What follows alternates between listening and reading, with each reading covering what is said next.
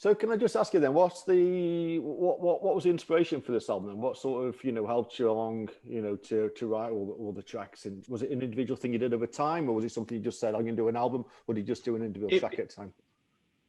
Yeah, it was weird, to be honest. I wrote that song Nightfall, which is the first song on the album, maybe about a year ago. And then that was sort of, I played it to a few people and a few people in radio and a few friends in the industry, and they kind of liked it. And I was sort of, it's something I produced on my own in the house, in the flat and everything. So I was just dabbling with that, because obviously I've been writing and playing for a long time, but never produced or recorded anything myself. Yeah. So I did that as an exercise and thought, you know what, this was sort of February last year. I thought, well, maybe I'll do like a small EP or write a few more songs. And then obviously when March came along and the world sort of was forced to stop, it turned into an EP, it turned into an album, Yeah, I think just because all my live work and everything I was doing, like most people, just sort of stopped. I thought, I'm either going to sit here and wallow in self-pity or try and get on with some recordings. So it was basically as a result of writing that one song, because I hadn't written for a while. And then I just found it sort of therapeutic, and I enjoyed the whole process, like I said, of producing it. And, yeah, we had a lot of time on our hands. So it was, in one way, it was good for that. It was the only thing I could do, really. And on the album then, what sort of tracks, I don't know, came to you more naturally than others? Do you know what? I'd like to say they were all easy, but they were all sort of like the best part of a month between getting the original idea. I'd record it on my phone, like the original sort of melody or lyric idea with a guitar. And then I'd let that sit for a couple of days, and then go back and revisit it. They all had the same sort of process, really. Because I always wonder how other people write. I do lots of co-writes, but, guys on their own, whether it's lyrics first or, music first or whatever, it all sort of happened as one. And without sounding too arty, I sort of felt like they were being sort of channeled through me in what a better way. I had no sort of, when one finished, the next one started. It was very much like a 3-week or 4-week process with each song, from writing it at the beginning, the original idea, thinking, what's that about? What can I write about? What do I feel like I want to write? And then the whole thing, I'd play every part, record it, produce it, put it away. I was one done. I didn't, a lot of people do all the album at once and go back and forth to different songs.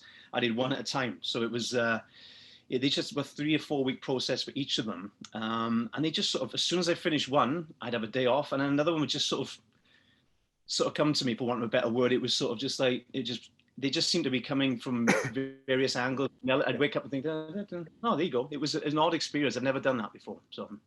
And you just touched on it when you said about, some writers, it's the lyrics first or the chords first. I mean, for you, what is it? Just a bit of both? Or is it, obviously it's not going to be both at the same time, but is it? No. Yeah, a bit of both, I think. To be honest, I think it was a little melody, a hook first and a guitar, and then sort of you make these noises that sound like words, or like these sort of working title words. Sometimes they stick, like the Fire and Coal song I wrote. For some reason, I had this idea. That sort of came, like I said, it's very strange. I'd sit there and play like a minor chord and Fire and Coal. It just sort of, honestly, I wish I could, I hope I could do it again. It was just like a one-off sort of summer of songs, because it worked. So this is all done obviously last summer. You wrote all this last summer. Yes, well, the whole, pretty much. Yeah. Well, lockdown and things, Exactly. And with the videos, I think you've done 2 or 3 videos so far for this album. That's right. Yeah. How did you? When were they done? I mean, obviously, I know you've got all this socially distanced, but I know it's a daft question to ask. But I won't be asking you again, maybe in 10 years, hopefully not. Anyway, but how did you go around, sort of getting around all that sort of stuff? Good question. They were done in sort of pockets of when the sort of restrictions lifted to allow that. It was just myself and an excellent director called Rhys Davis. He's from Wales, so we sort of type, email back and forth and say, look, if it allows, can we do this sort of socially distanced video? We got one actor in for the one, so we kept like masks on and kept like, we sort of isolated for a week. We did all the things that we needed to do. And the other one's in a car garage down in Guildford that we rented out. It was just me and him. So if it's just me and him, really, it was quite easy, because he'd be behind the camera with a mask on. And the other one was myself and my wife in the video. So it was all kept within a bubble, So that's your wife then in The Rest of Our Lives, is that right? Yes, that's right. Yeah. Right. Okay. I was going to ask you about that. I thought it may have been, but that's why because with all the self-isolation or socially distant stuff, You just hit the nail on the head, because obviously it's your wife, so there's no issues there. No, exactly. We were in the same house, and Reese was, he does it all sort of the right way. So yeah, it was it was about the only things we could do. It was about the limit we had with the sort of production team, but it was fine. It worked out. I'm really happy with them. So yeah. Yeah, she plays a good part, your wife. Tell her, unless she's a good actress. So I know. Yeah, I honestly, I'll have to pay her a lot more for the next video, I'm sure. So obviously you're renowned for touring quite a lot. I mean, I'm ex-military, so I know you've done a lot with the Army and British Legion and all the rest over the years. Many. You've probably been on tour more times than I have. But you obviously you've that's all been knocked on the head now, because obviously of the current situation. Which do you miss the most? Do you miss performing for the troops, or do you miss performing for the civilians, I say, like in the stadium, or do you miss more so the stage when you're on doing theatre, or doing the touring with that sort of thing? That's a good point. I mean, there's no better gig than a military gig. I mean, that is just excuse me, sorry. One sec. Sorry. I haven't sung for so long that my voice has gone already.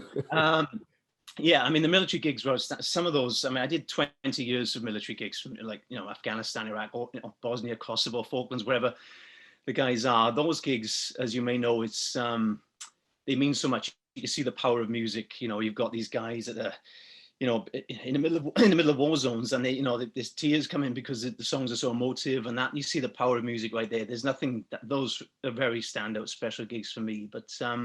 Between that and actually the interaction for me with musicians, I do a lot of gigs on my own because I guess I can, because I play the guitar and the piano, so it's easier to do it that way sometimes.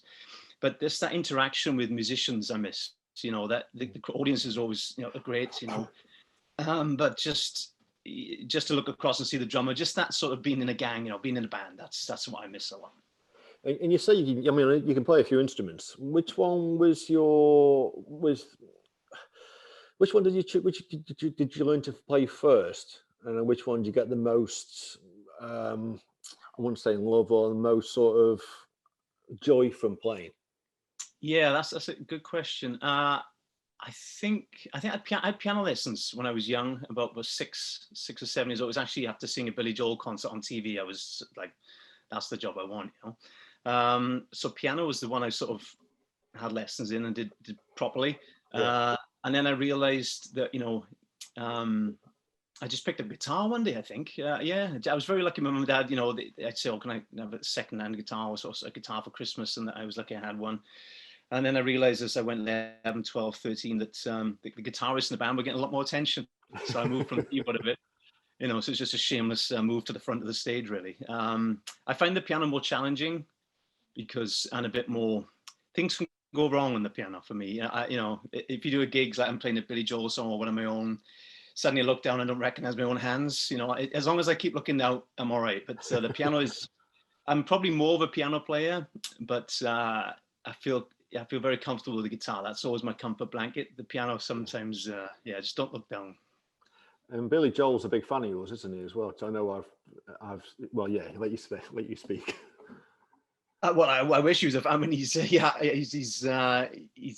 been very. I've been very fortunate to be involved with him and his band over my career. I did the Broadway and West End show of his, so technically it was me. It's basically Billy Joel's band at the time, but they replaced me, Billy Joel with me. So they were obviously very disappointed, but it was great for me. But, so that's what I mean. It's that was new. Once you come through that experience, then the nerves are gone after that.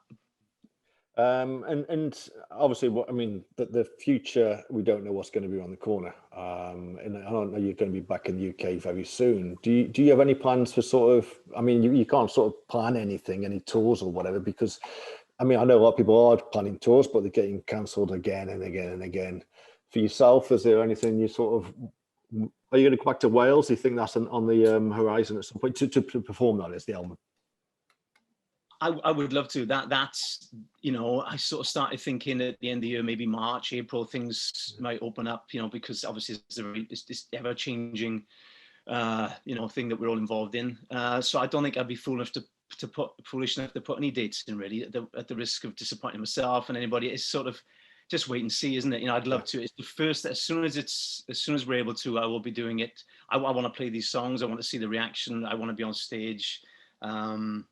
Yeah, like every musician, like everyone else, I just can't wait for that, and can't wait for things to get back to when we can all do that. Yeah, but no, I see people making plans. I'm hopeful. I see tour dates for April, May. I'm like, well, I really hope that comes off for everyone. But as of yet, I won't. I'm not going to commit to anything just No, yet. it's just the cancellation and all the rest, and it's just demoralising, and issues with ticket sales, and I know it's a faff and a half. So what do you miss? Totally random question. Well, what do you miss most about Cardiff? Because I know you're a Cardiff City fan through and through. But obviously you love Cardiff. So what do you miss most about Cardiff? I mean, we could talk about the football and again after this anyway. But Totally. but initially, what do you miss most about Cardiff? I mean, it is a cop out to say the football because football's not been the same. I watch it like everyone else online. It's I don't know. It's obviously you still want your team to win. You still get revved up before it and all that. But it's I don't know. It's like watching a training match, isn't it? It just doesn't really cut it. And that whole experience. And that was because I live in London. The games on like the Championship, which we spend most of our time in. The games are Tuesday, Saturday. So very often I travel down on Monday night. See my mum, we'll go to the game together, and then I'll stay there till Wednesday and go back on a Saturday. So it's practically like, I just miss being there. It's like I'm going through the whole experience, and just being in Wales, because London is where I've been for work for 20 odd years, but it'll never be home. As soon as you cross the bridge, you feel like, that you're back home. And and for me, obviously, from 6 years old, football and Cardiff City Football has been a big part of my life. So that is where I sort of go to feel sort of reset and get away from the madness and just feel part of a community that you're not really part of in London, Yeah, and talking about Cardiff City still, I mean, you did the 2008 FA Cup song. I remember you performing it. I even went to Wembley, fortunately to get a ticket. Yeah, that must have been the highlight of your Cardiff sort of supporting life, Totally. Were you asked? Sorry, but were you asked to perform that, or did you just write it and then offer it to them, or was it the way around? Yeah, chained myself to the Ninian Park gates until they let me do it. Yeah, I mean, as you can imagine, combining football and music, I mean, it's like that was, it doesn't get much better than that. I literally, after the semi-final, we played Barnsley, I remember, in the FA Cup semi-final. I thought, I'm going to have to write a song. No, sorry, 2 days before the final, a semi-final, I thought, I'm going to write a song here because I know what's going to happen. We're going to win. And then we're going to get the final. And then after the Barnsley game, every man his dogs and try and write a song and approach the club. So I thought, if I get it done and recorded, it was literally, it could have been the song that never saw the light of day. It was a big production and a big effort. But I thought, I'll do it now. I think I wrote it in about 10, 15 minutes. You could probably tell that. That long. No. Yeah, so I went to the club the morning after. I knew one guy, a mate of mine, Barry, worked at the club at the time. So I went down the media department, were kind enough to take a meeting. And then I think everyone was looking around thinking, this is all right, isn't it? And then next thing, Peter Ridsdale came down, Dave Jones came down, and it was signed, sealed, and done that afternoon, So, and then as I thought, a day later, another flood of other songs came in, so I got in there first. Yeah, but the fans loved it. That was a real compliment, when it gets sung in the terraces like that. That was a special time, I mean, they all blame me when we lost, but whatever. No, it was a tough final, wasn't it? I mean, I have to admit, it was a tough ask. It was.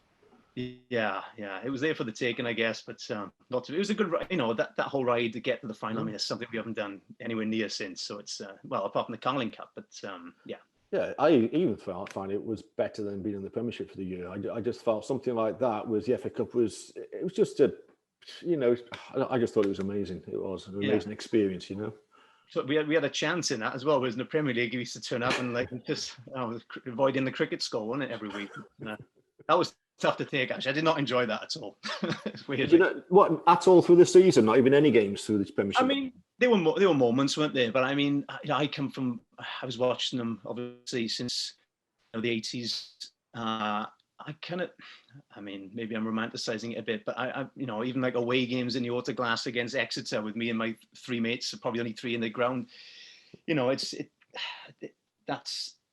just takes the edge off it a little bit. When Man City turn up, you think, well, we're not gonna win this. So it just seems like a one-horse race, doesn't it? So at times it felt a bit. There's mini leagues, aren't there? So outside of the little mini league, and if you get the odd scalp, but then you got things like the Chelsea game that totally sort of just demoralizing, Yeah, it is. My friends are all season ticket holders, and they'll just say they went down for the experience of seeing the other teams to come there, which is wrong, isn't it? I find that, you should support your team, but they weren't expecting anything because who could, and they were there to see Liverpool, Man City, like you say, Man United, and all the rest to come to Cardiff, and it's on one hand it's good for the city, on the other hand, and it's I don't know, for the fans, and I don't know, maybe it's just a shame when you play it.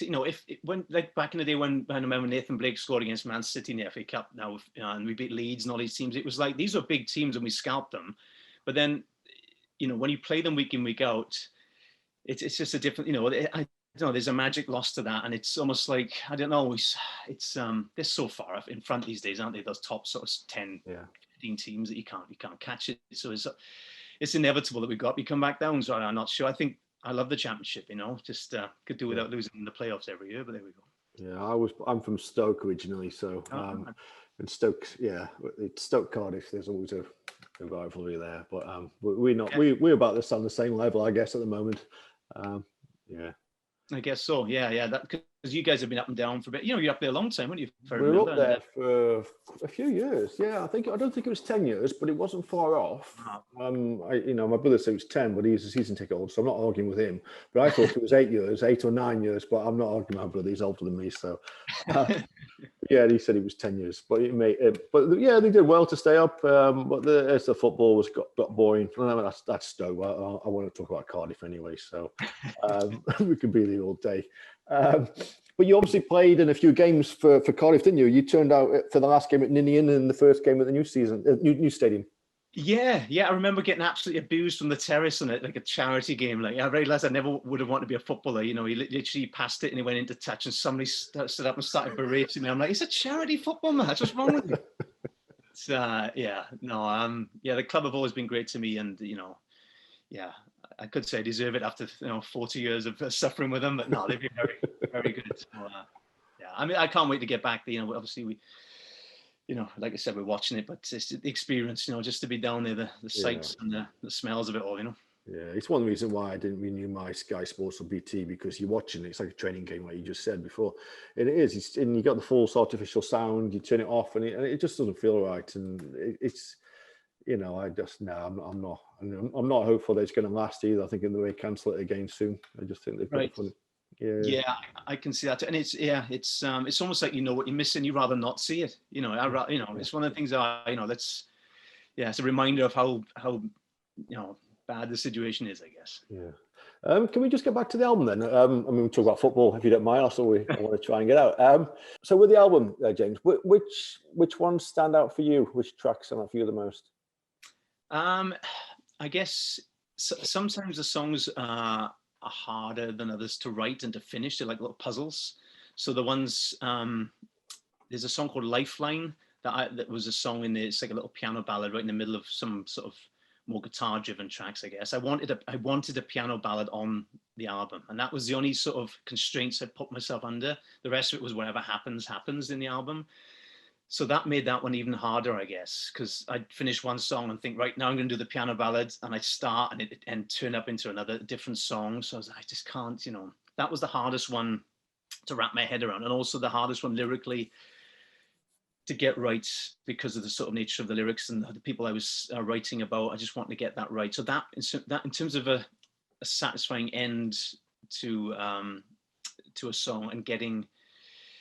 Like I said, the rest of them were just could have been anything from start to finish. There was no sort of script, but that one I definitely wanted. So that was the hardest one to write. So that gave me a lot of satisfaction. And in terms of the other one, Fire and Coal, I think is the most complete song on it for me in terms of production, because obviously I produced it all, played it all. So sometimes I listen back and think, I could have played that solo better, or that lyric better, or that vocal better, because I was sort of wanting to get it done in a certain time frame. But in the end, you just gotta move on, But that one for me, without sounding too conceited, I listen and think, that's pretty much. I can't find holes in that one, Cool.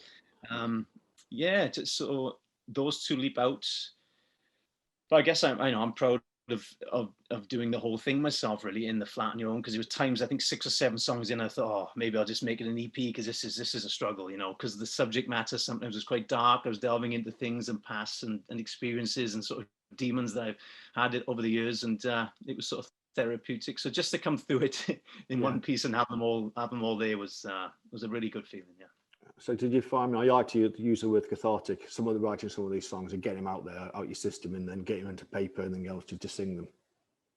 Yeah, no, I thought I dealt with a lot of these issues that I had, over time, but I realized when I was writing this, it was, it was a lot more delving and sort of, therapy to be had, really, and songs really provided that, and it allowed me to put a bow on on a box of a lot of things, and I felt really good. And I was amazed at some of the subject matter. I think a lot of people said they were having very vivid dreams during this sort of last year, and because I guess maybe because we were forced to stop and our minds are still ticking over like crazy and a lot of worries and doubts and things. But the subject matter, the people, friends and that I haven't spoken to for decades, it's very strange as to what content was coming out. And like I said, none of it was intentional. None of it was scripted. I didn't think I want to write a song about this person or that. It really came, these songs sort of came to me every month, and it's a very surprising experience. So yeah, I don't know whether if I did another album again, that the same thing would happen, or whether it would just be more, I'd need to structure it better. But this was really, really weird. Yeah, because listen to the album, it comes across, it's very strong, and it feels like it's nothing like you've done before. And you've just answered the question there, because obviously being in lockdown, it's done a lot of favors for some people, not for most, but I mean, obviously financially with, work, and for some people and all the rest, and obviously yourself not touring. But to be able to write certain songs, it's allowed you to not compartmentalize, I'm trying to say the word, compartmentalizing certain things, but then it has allowed you to, because you've provided the lyrics and the work here that's for people to listen to, because it comes across, it's stand out, it's strong and it's powerful.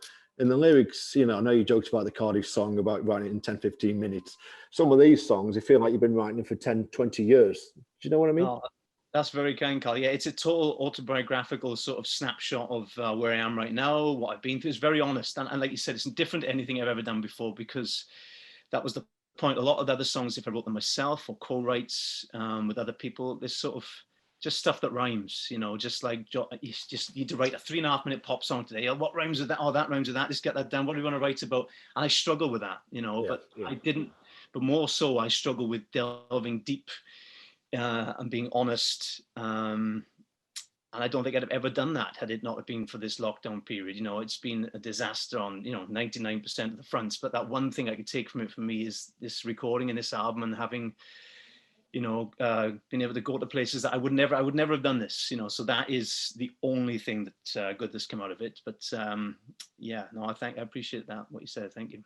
No, and I mean it, mate, honestly. But with this one, so you arranged it all, you produced it all, you wrote it all, what is anything you didn't do with this album? Yeah, I did the artwork as well. That's terrible. The drums, yes. So I did everything except the drums. So I would record it all, and I do like a scratch sort of mock-up drum thing, with the programs we have in the studio, sort of on the keyboard drums, and then I was sending that to a good friend of mine. She lives in Long Island, in New York. That I worked with on the Billy Joel tour, a guy called Mike Sorrentino.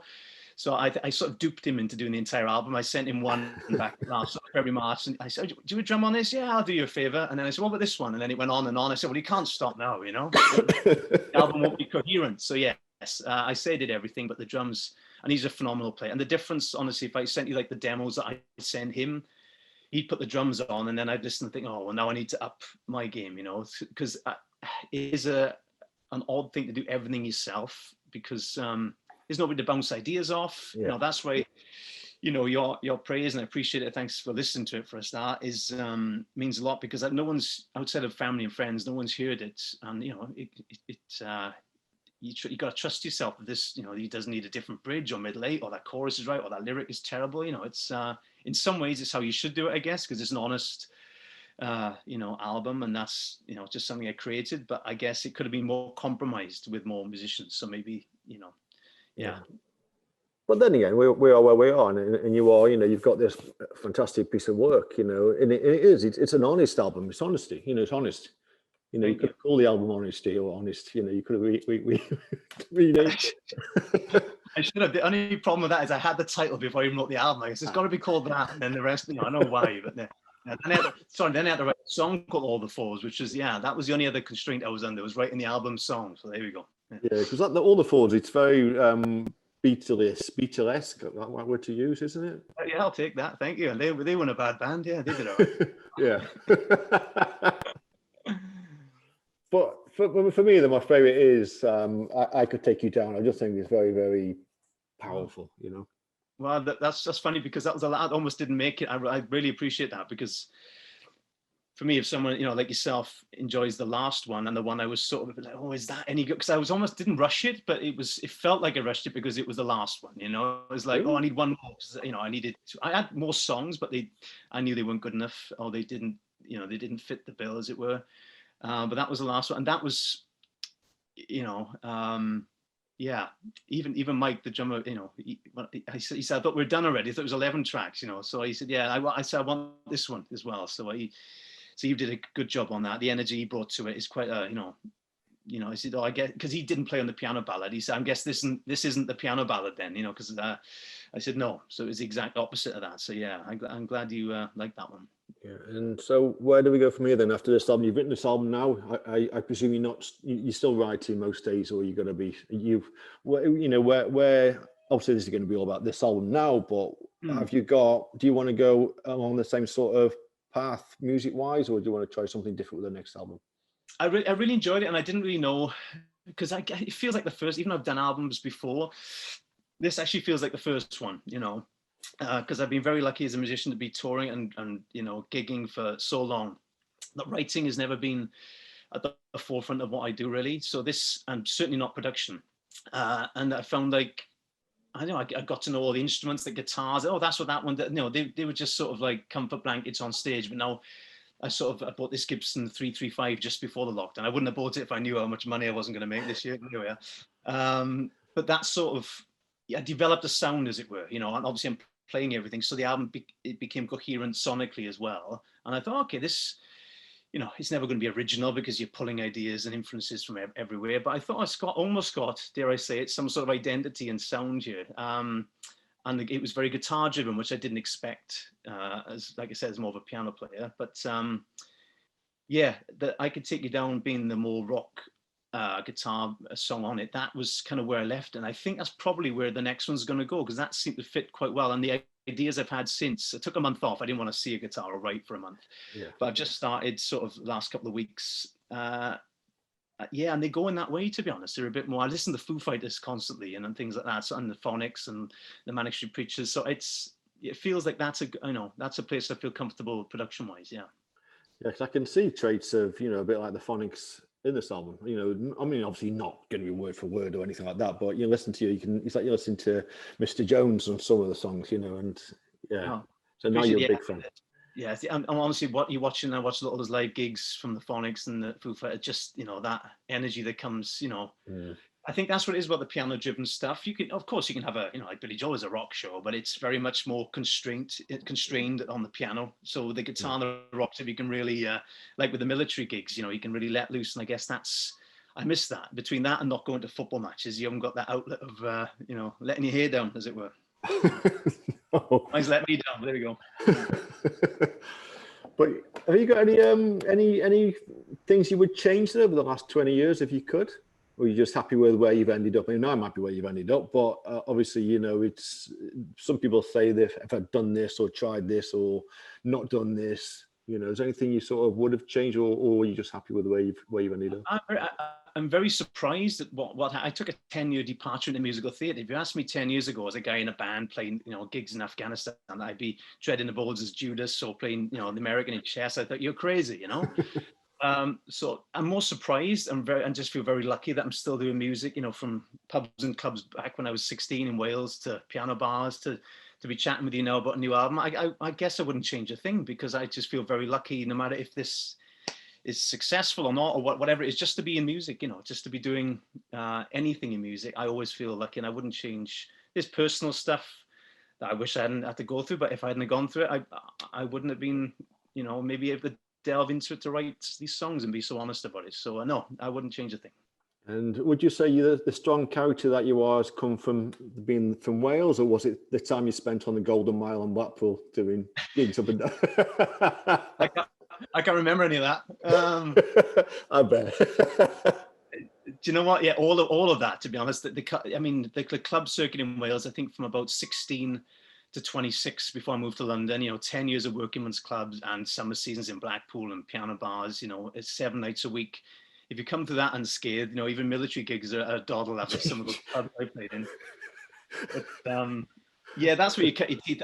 You draw upon that with everything, honestly, even writing and gigs. You think, yeah, wow, that's an apprenticeship. It's sad. I don't think that exists. I don't think it does. It's certainly not the way it used to. Yeah, I'm very happy, very glad I had that apprenticeship. I wasn't at the time. Going outside of carrying speakers in the back of a fire escape into somewhere, like the smoke just bellowing out from people smoking. As soon as you open the door, you're like, oh God, have I got to do this again? But it was. I know why now. And one last question. What did you do to kick back then? I mean, obviously, I know you said you took a month off when you were writing or performing or doing, even in the house playing the guitar or whatever, piano. What do you do to kick back as a musician? I mean, obviously, that's through and through what you do, or performer. But how do you sort of relax yourself, and what sort of is your escapism? Well, one of them got taken away. I guess keeps getting taken away all the time. Is the gym. I'm sort of, you never think, but fine, man. There's just a nice coffee shop in the gym I like going to. That's all. No, I try to keep fit. That's really good for I got so many ideas there as well in the summer when they did open that up for a bit. It's funny, you go there, you run for half hour or 8 minutes, and then it just sparks something off. Just a change of scenery during this last year was something anyway. So the gym, and also I've always been a keen dart player. I bought a dartboard, I think like the rest of a lot of people did back in March, and absolutely obsessed. I honestly, and that sort of helped me focus on my lyrics too. I literally, like, a partner Shannon being in the room, and I'm writing and recording, and it's just you like, like for hours and hours and an end. I'm just getting lyrics. But, I can lose days on a dartboard. Honestly, it's frightening. There's an idea for a video there, I think, for doing a darts related one for one of the tracks. I'm not sure which one I'd choose off the album, but I don't know. You know what? If there's one more video, if demand, if it does demand another video, we see it's that or a snooker one. A mate of mine, without name dropping, grew up with Mark Williams, a snooker player, obviously. Yeah. So I'm trying to rope him into doing some sort of snooker video as well. So that either a dart, because I think that'll be quite fun, because I'm a keen snooker player too, but obviously he's a bit better than me. Oh yeah, well, yeah, he is obviously, because that's what he does full time. Yeah, I Could Take You Down could be a good album. Good off the album could be a good video. Either be darts or snooker. I Could Take You Down against Mark or something maybe. I don't know. There you go. Yeah, Dan. That was what I was thinking. I spoke to. I sent that off to Barry Hearn as well for some sort of boxing thing, but as of yet, no response. well, thank you for your time, and I appreciate it. And listening to the album. So, I really appreciate you listening, and thanks for your comments. I really do appreciate it. Thank you.